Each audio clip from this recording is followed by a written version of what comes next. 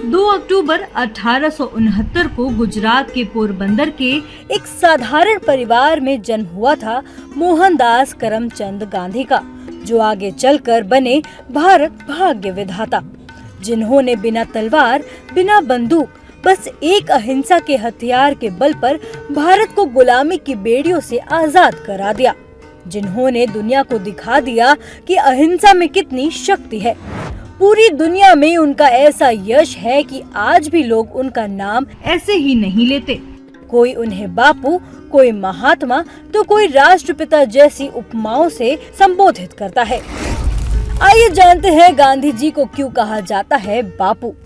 स्वतंत्रता की लड़ाई में अपना सब कुछ त्याग देने वाले बापू का जीवन हमेशा सादगी से भरा रहा। उनका जीवन किसी साधक से कम नहीं था। बापू ने हमेशा सादा जीवन, उच्च विचार के नियम का पालन किया और लोगों को भी इसकी प्रेरणा दी। एक धोती और लाठी के साथ उन्होंने कई पदयात्राएं की, कई बार कारागार का सफर भी तय किया, लेकिन तनिक भी विचलित नहीं हुए। 1917 में चंपारण सत्याग्रह के दौरान एक किसान ने उन्हें बापू कहकर संबोधित किया था। उसके बाद से ही लोग उन्हें बापू कहने लगे। गांधी जी को महात्मा की उपाधि रविंद्रनाथ टैगोर ने दी थी।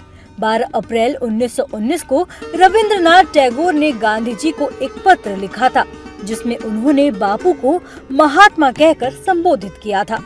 हालांकि कुछ लोग का मानना है कि 1915 में राजवैद्य जीवराम शास्त्री ने सबसे पहले गांधी जी को महात्मा कहा था। महात्मा गांधी को पहली बार सुभाष चंद्र बोस ने राष्ट्रपिता कहकर संबोधित किया था। नेताजी ने 4 जून 1944 को सिंगापुर रेडियो से एक संदेश प्रसारित करते हुए राष्ट्रपिता महात्मा गांधी कहा था। उन्होंने कहा था कि राष्ट्रपिता का स्वतंत्रता आंदोलन में अहम योगदान है। इसी के बाद से गांधी जी के लिए राष्ट्रपिता शब्द का इस्तेमाल होने लगा। 1948 में भी बापू की हत्या के बाद देश के पहले प्रधानमंत्री पंडित जवाहरलाल नेहरू ने भी रेडियो पर देश को संबोधित करते हुए कहा था, राष्ट्रपिता अब नहीं रहे। कोई सोच भी नहीं सकता था कि बिना हिंसा के स्वतंत्रता संभव है, लेकिन महात्मा गांधी ने ये कमाल कर दिखाया। दुनिया में उनका कद कितना बड़ा है, इसका अंदाजा आप इसी बात से लगा सकते हैं कि भारत की आजादी के 68 साल बीतने के बाद अंग्रेज अपने सबसे बड़े दुश्मन की प्रतिमा अपने देश में लगाने को मजबूर हो गए।